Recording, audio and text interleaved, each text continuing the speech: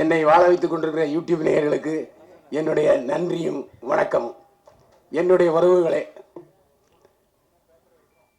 ஒரு நாள் ஃபோன் வந்தது, நான் தான் டைரக்டர் பாலு வைத்தியநாதன் பேசுகிறேன் அப்படின்னு. உங்களெல்லாம் கேள்விப்பட்டதே இல்லைன்ட்டு அவருக்கே ஷாக்காக போச்சு. இல்லை சார், நான் டைரக்டர் தான் அப்படின்னாரு. என்ன விஷயம்னு.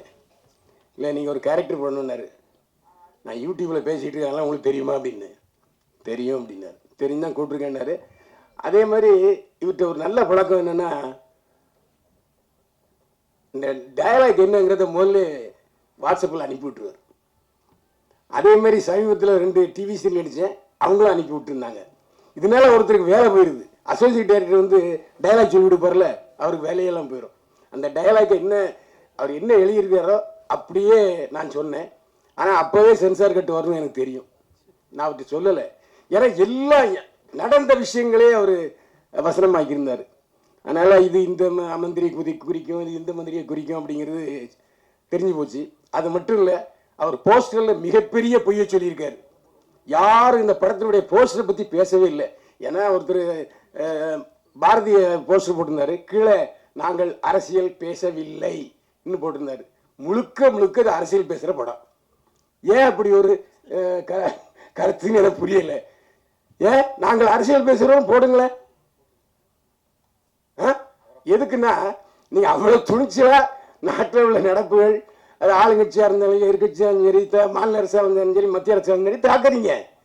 நாங்கள் ஏன் அரசியல் முழுக்க முழுக்க அரசியல் பேசி விட்டு நாங்கள் அரசியல் பேசவில்லை என்று சொல்கிறீங்க. இதில் எனக்கு முன்னால் ஒருத்தர் இதில் என்னை பற்றி நீங்கள் பேசவே இல்லைன்னாரு. நான் இன்னைக்கு அவரை பற்றி நல்ல தகவல் சொல்லியிருந்தேன். ஜீவாவை பற்றி எனக்கு சொந்தக்காரர் அவர். இல்லை, இன்னொரு விஷயம் இருக்கு. அவர் ஒரு அரசியல் கட்சிக்கு பொதுச் செயலாளர். அது உங்களுக்கு தெரியுமா? யாருக்காவது தெரியுமா? அதான். ஏன் விளைக்கிங்களா? ஓ, அரசியல் படத்தில் நடிக்கிறதுனால அரசியல் கட்சி தான் விளைக்கிங்களா? ஓ, அவர்கிட்டையும் அப்படியா? அதே மாதிரி இதில் முக்கியமான விஷயம் ஒன்று நான் சொல்லணும். மாநில அரச கிளிகளையும் கிழிச்சாரு. அவருடைய தலைவரே திமுக சார்பில் கூட்டணியில் ஜெயிச்சவர். இந்த பேச்சுக்கள்லாம் முதலமைச்சருக்கு போனால் என்ன ஆகும்? நீங்கள் வாழ்வுரிமை கட்சி தலைவர், திமுக ஆதரவில் ஜெயிச்சவர், நீங்க எப்படி திமுக தப்பா பேசலாம்? நான் இந்த கேள்வி கேட்கிறேன். கச்சா அம்சான் போட்டு கிழிச்ச உடனே சரியா போச்சா? சார், நான் சொல்றது, திமுக தயவில்லாமல் உங்கள் கட்சி தலைவர் எம்எல்ஏ ஆகியிருக்கிறாரா? என்ன விடுறது? அப்ப எப்படி என்ன நீங்க சொல்லலாம்? நான் ஆதாரத்தோட தான் பேசுறேன். நான் வந்து எனக்கு ஒரு விஷயம் சொல்லுங்க. இப்போ வந்து யூடியூப்ல தமிழ்நாட்டில் பார்த்தா 50 பைசா தான். ஆனால் அதே வெளிநாட்டில் உள்ளவங்க பார்த்தா ₹1.50. இன்னைக்கு எனக்கு பெண் ரசிகர்கள் ஜாஸ்தி. திரும்ப உங்களை சிரிக்கலாம் பாருங்க. எல்லாருமே என்னுடைய ரசிகர்கள். ஆனால் அவங்களுக்கு எதிராக நீங்க பேசுறீங்க. இதான் பேசுனது மட்டும் அந்த சொல்லி திருச்சி சார் ஒரு விஷயம் நல்லா சொல்லிச்சு. நல்லா கத்தி கத்தி பேசுனீங்க, கைத்தட்டலே விழலன்னு கவனிச்சிங்களா? அப்ப ஏன் சொல்றீங்க? அதெல்லாம் வேண்டாம். இப்ப இன்னைக்கு கண்டென்ட் சொல்றதுங்கிறது தான் நான் வந்து பேசிக்கிட்டு இருக்கேன், தவிர வேற ஒண்ணும் இல்லை. ஏன்னா என்னுடைய நண்பர்கள் எப்பவுமே இன்னைக்கு ஏன் கடைசியில் பேசி வச்சாங்கிறது கூட அதுதான் ஒரு காரணம். எல்லோருக்கும் நீங்களே உங்க கட்சி பேர் வாழ்வுரிமை கட்சி. அவங்க உங்களுக்கு ஒரு உரிமை இருக்கு, அவங்க உங்களுக்கு ஒரு சுதந்திரம் இருக்கு, அவங்க உங்களுக்கு ஒரு தொழில் இருக்கு, அவங்க உங்களுக்கு ஒரு பிளாட்ஃபார்ம் இருக்கு. இப்போ எனக்கு என்னை பத்தி என்னுடைய நண்பர்களுக்கு தெரியும். என்னை பத்தி கேள்வி கேட்டே என்ன பெரியவன் சாய்க்கிறாங்க. நான் இல்லாத பொழுதும் சரி, இருக்கும் பொழுதும் சரி. அந்த எதை சிரிச்சிட்டு இருக்காரு அவர் தான் இஷ்டத்தை கேள்வி கேட்கிறாரு. நான் அதே மாதிரி நானும் பார்த்தீங்கன்னா பேசாததை கூட தமிழில் வைக்கிறாங்க. அது ஏன் தப்பு இல்லை. தயவுசெய்து நீங்கள் என்னுடைய பதிவுகளை பார்த்தீங்கன்னா அவர் சொன்னார், அவர் தவறான தகவல்னு சொன்னார். சமீபத்தில் 5 பதிவுகளை நான் பேசியிருக்கேன். கள்ளச்சாராய சாவுக்குன்னு தமிழிலே வந்திருக்கு. சாராயம் காய்ச்சிறவனையும் விற்கிறவனையும் அரசாங்கம் தூக்கல முடியான்னு சொல்லியிருக்கேன். நான் பேசியிருக்கேன். அவர் பார்க்கல, நான் செய்வேன். அவரு நான் தப்பா பேசுனது மட்டும் பார்க்கறாருன்னு தெரியல. எப்படி அவர் சொல்லலாம்? நான் 5 விஷயம் போட்டிருக்கேன். அரசியல்காரங்கிற சேனலில் போய் பாருங்க, எல்லாம் 1 லேக் மேலே போயிருக்கு. சாராயங்க இன்னைக்கு இன்னைக்கு நீங்க அரசியல் பேசணும், நானும் அரசியல் பேசுவேன். இன்னைக்கு ஏன் கல் இறக்குறத அனுமதிக்க மாட்டீங்க? எல்லா மது ஆலைகளையும் வச்சிருக்கிறது ஆளுங்கட்சியும் எதிர்கட்சியும். எப்படி அவங்க வந்து விடுவாங்க? யாரும் வஞ்சம் வாங்காம இருக்கீங்களா? அப்படின்னா அது அரசியல் ஆயிரும். எதுக்கு நான் சொல்ல வரேன்னு சொன்னா, என்னுடைய பதிவுகள் 20% மட்டும் பார்த்து விட்டு விமர்சிக்கிற இதே ஆட்கள் 100% பாருங்க. நான் தான் சொல்றேன், அரசியல்காரன் சேனல்ல 4 பதிவு போட்டுருங்க, 4 2 லட்சம் 2 லட்சம் போயிருக்கு.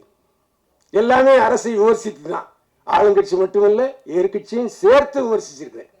இன்னைக்கு கூட பேசிட்டு வந்திருக்கேன். அதே இன்னும் யூடியூப்ல அதிகமாக வியர்ஸ் யாருக்கு இருக்காங்க தெரியுமா? ஒரு ரகசியம், சீமானுக்கு தாங்க அதிகமாக வியர்ஸ் இருக்காங்க. சீமானுக்கு தான் சீமானை பத்தி பேசினா மட்டும்தான் 4 லட்சம் 5 லட்சம் எகிருது. அது மட்டும் இல்லை, வெளிநாட்டில் உள்ள தமிழர்கள் எல்லோரும் விழுந்து விழுந்து பார்க்கிறார்கள். நாமளும் தமிழக கட்சி சீமானை பத்தி பேசினா அவரு பேசினா. ஏன்னா பார்க்கிறவங்களுடைய டேஸ்டே வேற. பார்க்கிறவங்களுடைய டேஸ்ட்டுக்கு நாம் அட்ஜஸ்ட் பண்ணி தான் சிலர் போக வேண்டியிருக்கு. இந்த அட்ஜஸ்ட்மெண்ட்டுங்கிற வார்த்தையை தப்பா நினைச்சுக்கிறாங்க. எல்லாருக்கும் அட்ஜஸ்ட்மெண்ட் இருக்கு. உடனே நீங்க தப்பா நினைச்சு கூட இந்த அட்ஜஸ்ட்மெண்ட்டுங்கிற வார்த்தை. எனக்கு நேரம் ரொம்ப அதிகமாக நான் பேச நினைக்கிறேன். இந்த அதே மாதிரி ஜீவா ஒரு வார்த்தை சொன்னார், காசே தர மாட்டேங்கிறாங்க நடிச்சா அப்படின்ட்டு. யாரை சொல்றாரு எனக்கு தெரியல. விளக்கு இது விதிவிலக்கு பால் வைத்தினான்னு சொல்லணும். அவரு ஜீவானந்த் என்ன சொல்றாரு, விழுந்து கரெக்டாக ஷூட்டிங் முடிஞ்சு எல்லாருக்கும் பைசா டான் அடிச்சார். உண்மையில எனக்கும் கொடுத்தார். பேசுனதுக்கு கரெக்டாக கொடுத்தாரு, எந்த சந்தேகமே இல்லை. நான் ஜீவா மாதிரிலாம் பேச மாட்டேன். என்ன ஏன்னா அவர் பாதிக்கப்பட்டு நல்லா தெரிஞ்சுது. ஹீரோன்னு சொல்லி ஏமாத்தி விட்டாருங்கிறாரு அவரு. உண்மையா இல்லையா? என்கிட்ட கதையே சொல்லல என்னாரு. எவ்வளவு அழகா ஒரு நடன காட்சி வச்சு விட்டுது, அதையும் பிடிக்கிட்டாரு ஐயா. அருமையா பேசுறீங்க. நீங்க தான் இந்த விழாவில் மிகச்சிறந்த நாதத்தை, அதாவது நீங்க வந்து ஔவையார் மாதிரி இல்லாட்டி தொல்காப்பியர் மாதிரி எழுதிட்டீங்க. நான் உரை சொல்லிட்டேன். அதான் உண்மை. இதுக்கு டைரக்டர் பழி சொல்லுவாருன்னு நினைக்கிறேன். அது மட்டும் இல்லை, நானும் வச்ச சில விஷயங்களை ஓப்பனா பேசுகிறேன். ஏன்னா என்னுடைய காரில் தான் நான் போயிருந்தேன். என்னுடைய கார் தான் அந்த அரசியல்வாதி கேரக்டரில் நடித்தது. அந்த அரசியல்வாதி கேரக்டர்லையும் ஒரு எழுத்து விடாமல் பார்ப்பார். கமா போட்டால் அந்த கமா போடணும். அந்த மாதிரிலாம் ரொம்ப ஸ்ட்ரிக்டான ஒரு டைரக்டரை பார்த்து இப்போ தான் பார்த்தேன். என்னைய ஒரு எழுத்த கூட மாற்ற விட மாட்டாரு. சாவடிச்சிட்டார் உண்மையிலே. ஏன் ஒரு டைரக்டர், அதாவது அட்ஜஸ்ட்மெண்ட்டுங்கிறது அவருக்கு இல்லவே இல்லை. அதான் உண்மை. ஏன்னா இப்போ எனக்கு தெரிந்த ஃப்ளோவில் நான் வரணும்ல. உண்மை. அந்த அவங்களே அக்காவே தலையாட்டுறாங்க. எதுக்கு நான் சொல்றேன்னா, ஒரு அமிக்கபிள் பர்சனை இல்லை. ஏன்னா இந்த டயலாக்கு எங்க இப்படி கொஞ்சம் மாத்திக்கலாம். நோ நான் இருக்க பேசுறேன்.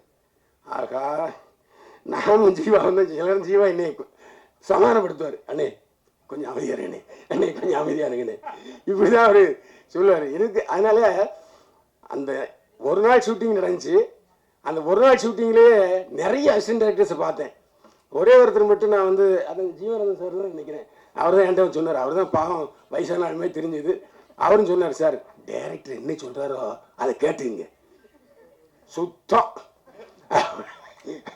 அப்படின்ட்டு. அதே மாதிரி மேனேஜர் மட்டும் பழைய ஆள். அவர் மட்டும் அண்ணே இப்படி தானே இப்படி தானே அப்படின்ட்டு. Right okay. ஏன்னா நல்ல வேலை மேனேஜர் மட்டும் பழைய ஆளை ஒருத்தர் வச்சுருந்தார். ஆனால் அந்த படத்தில் நான் ஷூட்டிங் போகும்போது பார்த்தீங்கன்னா ஜீவாவை தவிர வேறு யாருமே எனக்கு தெரிஞ்சவங்க கிடையாது. ஹீரோயினை அதுக்கு முன்னே பார்த்ததே இல்லை. அதுக்கப்புறம் சாப்பிட்டுட்டு இருக்கும்போது பார்த்தாங்க, ஏதோ சப்பாத்தி ஏதோ சாப்பிட்டு இருந்தாங்க. ஜீவா பொறுத்தவரை எனக்கு எப்படின்னா 30 வருஷம் 30 வருஷம் அதிகம் வரும், 25 வருஷம். அதாவது என்றைக்கு லொல்லு சபா சந்தானம் ரிலீஸ் ஆகி போனாரோ அந்த இடத்துக்கு வந்தார் ஜீவா. ஏன்னா இவர் வந்து ஆக்சுவலாக வந்து ரஜினியுடைய ரசிகர். ரஜினி மாதிரியே பேசுவார், ரஜினி மாதிரியே நடிப்பார். ஆனால் அந்த லொல்லு சபா இதில் பண்ணும்போதும் சரி, அதுக்கப்புறம் ராஜ் டிவியில் பண்ணும்போதும் சரி, நான் அவரோட பயணிச்சிருக்கிறேன். நல்ல ஒரு, அதாவது எப்போ கதாநாயகன் ஆயிருக்க வேண்டிய ஜீவா இன்னும் அந்த முட்டுக்கட்டையிலே இருந்துகிட்டு இருக்காரு. அவர் வெற்றி பெற நான் வாழ்த்துக்கிறேன். மீண்டும் சந்திப்போம். வாழ்க வளமுடன்.